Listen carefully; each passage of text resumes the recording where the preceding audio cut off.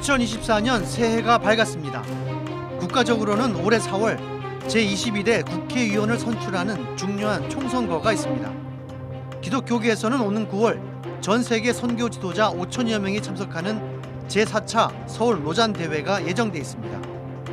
이 같은 중요한 이슈들을 앞두고 있는 새해를 맞아 교회가 사회적 역할을 어떻게 감당할 것인지를 조명하는 신년 대담을 준비했습니다. 목사님 안녕하십니까? 네, 반갑습니다. 2024년 새해가 밝았습니다. 네, 지난 한 해 목사님 어떻게 돌아보셨는지요? 지난 한 해 동안에 이제 코로나 끝나고 네. 교회들이 이제 회복하는 국면에서 많은 노력들을 했었고 또 교회들마다 어려움은 있었지만 교회들이 갖는 그런 특성들을 잘 발견해가면서 또 다양한 사역들 해나가는 교회들도 있었고 그런 교회의 다양성이 돋보이는 한 해였던 것 같습니다. 특히 예배 회복을 위해서 많은 노력을 기울였던 것 같은데 목사님 보시기에 올 한 해 그렇다면 한국교회 가장 큰 과제라고 할까요? 어떤 게 있을까요? 지난 한 해 동안에 목사님들 만나면 모든 분들이 하는 말이 좀 회복되셨나요? 라고 하는 그 소위 예배의 회복인데 예배의 회복이 뭘까?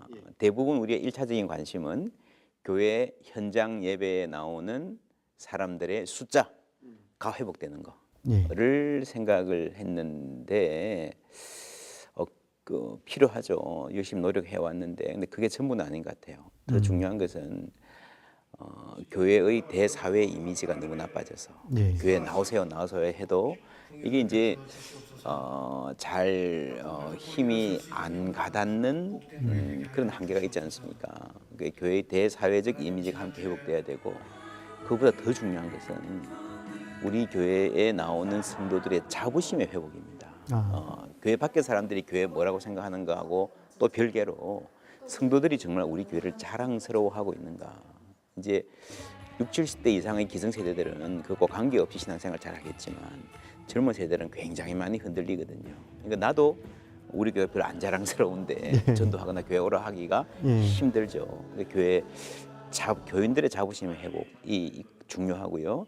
그러기 위해서는 우리가 교회 본질이죠. 교회 본질을 회복하는 일이 이제부터라도 가장 중요한 도전이 되겠고 정리하자면 교회 본질 회복, 성도들의 자부심이 회복되고 교회 대사회 이미지가 회복되고 그리고 그 결과로 교회 양적 회복도 함께 가져오는 그러한 좀 근본적이고 총체적인 노력을 시작해야 될 것 같습니다. 목사님께서는 오늘날 교회가 기독교 신앙을 힐링이나 내면 치유 이런 개인적이거나 정서적 영역으로 축소하고 있다 이렇게 지적하신 적이 있는데 교회의 공공성 또 사회적 역할에 대해서 어떻게 이해하고 또 접근해야 한다고 보십니까? 교회가 개인들이 모여 있기 때문에 개인적인 터치와 위로와 힐링은 여전히 중요한 사역인 것 같습니다. 그러나 우리가 경험하는 일들 중에 개인적이기만 한 일은 하나도 없죠. 그죠? 예를 들어서 젊은이들이 취업 준비하면서 혹은 비정규직으로 어려운 환경 속에서 열심히 어떻게 살아보려고 하는 이 상담하다 보면요. 이게 사회적인 문제구나. 청소년들의 입시 부담, 그렇죠? 결혼해야 되는데 집값 이런 거 걱정되고 하는 게 다 사회적인 문제고 노후 문제, 의료 문제, 이 모든 문제가 개인적이면서 사회적이기 때문에 우리가 사람을 대상으로 하는 복음은 기본적으로 공공적일 수밖에 없다고 할 수 있을 것 같아요. 그래서 그렇게 보면 우리가 공공성을 너무 거창하게 어떤 구호나 이론으로 출발할 것이 아니라 일상에서 만나는 특별히 교회에서 만나는 우리 성도들부터 우리 지역 주민들부터 그들이 갖고 있는 문제를 예수님이 어떻게 보실까 하는 긍휼한 마음으로 보기 시작하고 이것들이 공공의 차원, 사회적 차원을 가지고 있다는 그런 인식과 통찰을 갖고 함께 실험하고 고민하는 데서 교회의 공공성 회복을 위한 노력이 출발할 수 있을 것 같아요. 교회의 사회 참여를 생각하면 보통 취약계층을 위한 그 구제 봉사활동 이런 걸 떠올리게 되는데요. 그런데 얼마 전까지 정광훈 목사를 비롯해 일부이긴 합니다만 한쪽으로 치우친 정치 집회를 교회가 주도하고 있는 거 아니냐 이런 인상이 좀 있었는데 이런 사회 봉사나 정치 활동을 뛰어넘는 또 다른 차원의 교회의 사회적 역할 있어야 될 것 같은데 어떻게 보십니까? 우리가 신학적으로 보면 우리 사회에 이런 문제가 있고 교회가 가진 대답이 혹은 우리가 가진 역량이 그 문제를 해결해 줄 수 있다라는 생각을 하다 보면 너희들은 틀렸고 우리가 맞다 하는 패러다임에 빠지게 되죠. 그러면 이 대책이라는 게 경직되고요. 그리고 교회가 교만해지는 거죠. 그래서 일부에서 아주 눈살 찌푸리게 하는 그러한 정치 참여도 문제지만 우리의 전체적인 패러다임, 사회를 바라보는 기본적인 시각을 우리 모두가 좀 재점검해 보아야 될 것 같아요. 이 사회를 살아가는 사람들과 함께하고 듣고 배우고 그 안에서 예수님의 마음으로 선교적 방향을 찾아가는 선교가 돼야 되지 않을까. 그렇게 볼 출발점은 저는 교회 안에서 출발해야 된다고 생각합니다. 교회 안에 이미 지역민들이 들어와 있고 교회 안에 이미 다양한 연령층들이 들어와 있지 않습니까? 그런데 한국교회의 가장 아픈 문제는 교회 리더십이 너무 편중돼 있는 거죠. 대부분 교회에서의 5, 60대의 남성들이 리더십을 다 갖고 계시고 물론 그분들 열심히 섬기시지만 지금은 연령별로 문화와 사회를 바라보는 시각이 너무 다르기 때문에 교회 안에서 한 3, 40대 혹은 그 이하의 젊은 혹은 여성들 혹은 이주민들, 장애인들 다양한 분들의 목소리를 경청하고 함께 나누면서 선교적 과제도 함께 찾아가야 될 것 같아요. 그래서 선교라는 과제가 교회 코이노니아 세상에서 말씀하는 가버넌스의 문제와 함께 연결된다고 생각하고요.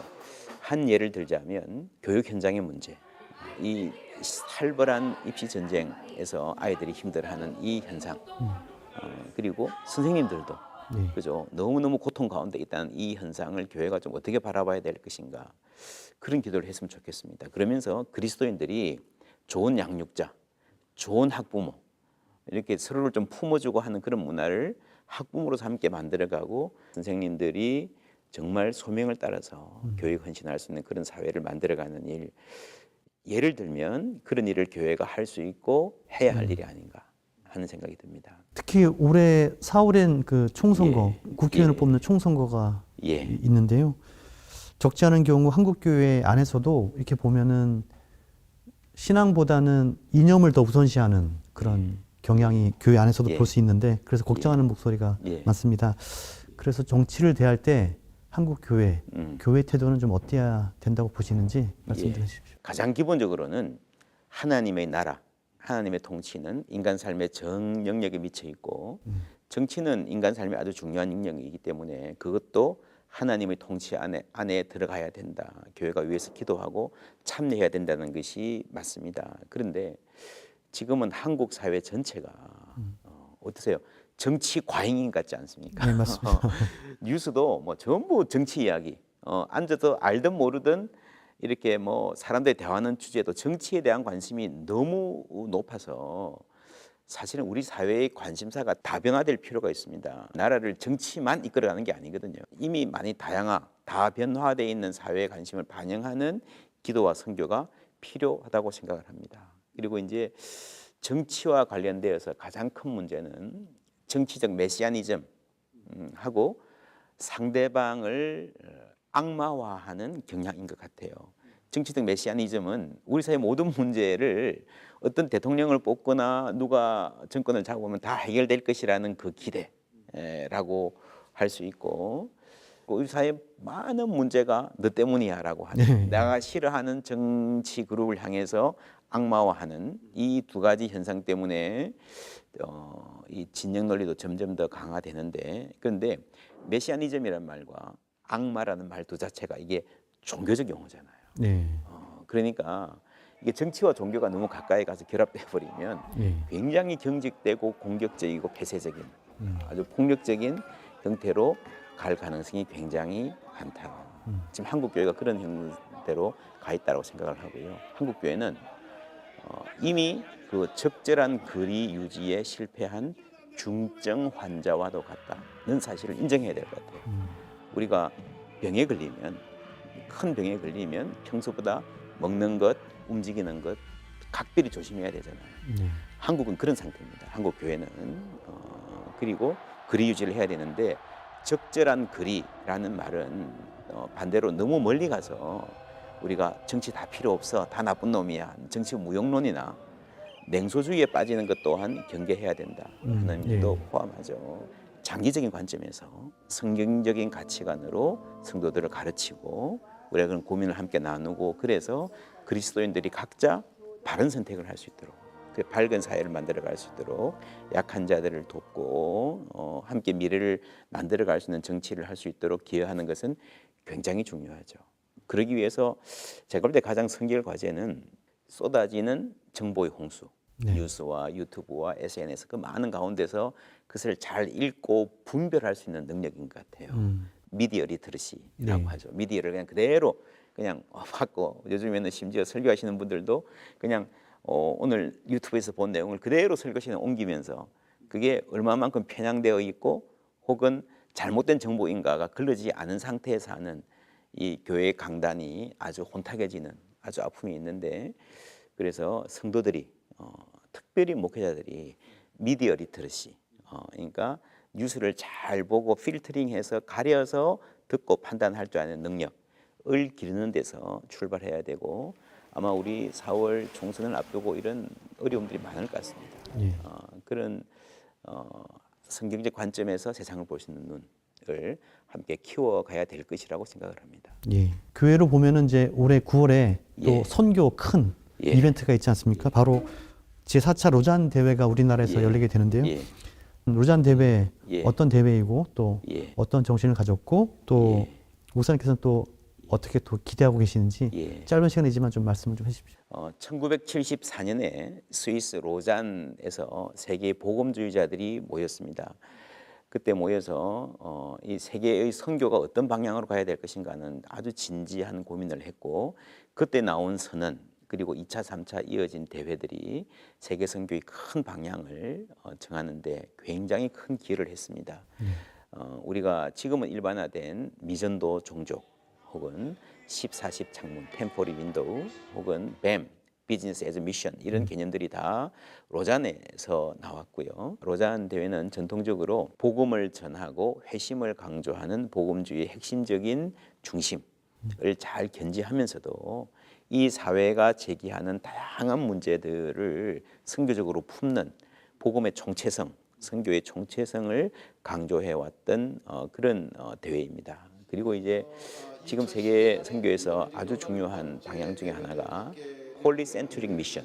그러니까 이때까지는 영국이나 미국 복음을 주는 교회 나라와 복음을 또 받아들이는 제3세계 나라가 구분되어 있었다면, 이제는 그런 한두 개 중심이 아니라 폴리센트릭하게 다 중심 선교를 합시다라고 하는 흐름이 형성되고 있고, 그래서 이번에 우리가 한국에서 이 대회를 하는 것이 이제는 한국이 중심이야 이게 아니고 다 중심 사회를 여는 중요한 계기가 될 수 있을 것이다 생각을 하고요. 감사한 것은 한국교회 적어도 한 10수년 동안의 선교에 대한 이해가 아주 극적으로 바뀌고 있습니다. 예전에는 가든지 보내든지 하라. 그래서 해외 선교를 열심히 하는 게 선교다 그랬는데, 이제는 그것도 중요하지만 선교가 교회가 해야 될 많은 일들 중에 하나가 아니라 교회의 본질에 대한 고민이다.